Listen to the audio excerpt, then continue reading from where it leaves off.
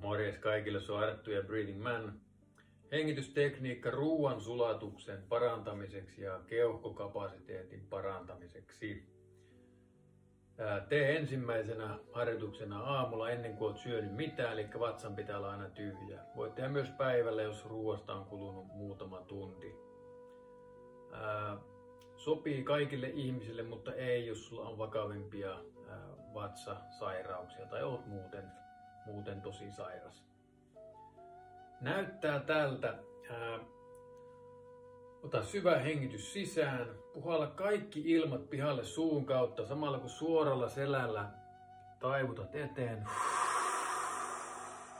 Kun keuhkot on tyhjät, niin pidätys. Nouset ylös. Vedä lantion pohjaa vatsaa sisälle ja ylös samalla kun laajennat kylkiluita sivulle. Tänne vatsaan tulee sinne imukuppi. Ja pidät. Ja sitten vapautat. Siinä on aina yksi kierros. Näyttää tältä.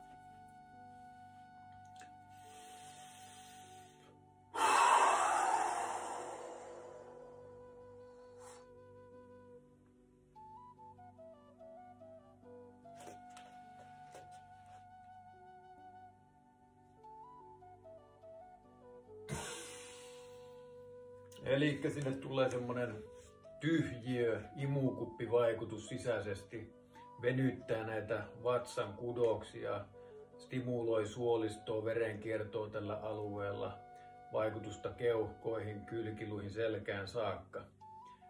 Varovasti lähdet tunnustelemaan, sitten teet semmoisen sanotaan 3-5 toistoa.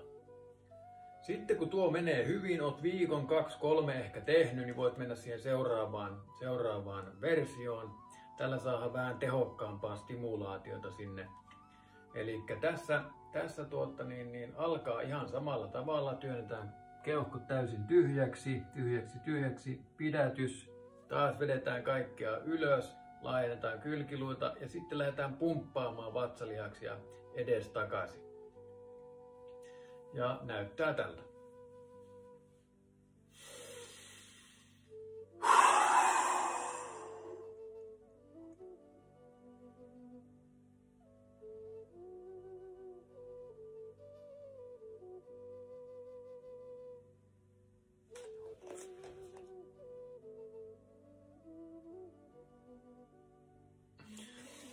Ja pumppaa niin pitkään kun pystyt pidättämään mukavasti hengitystä.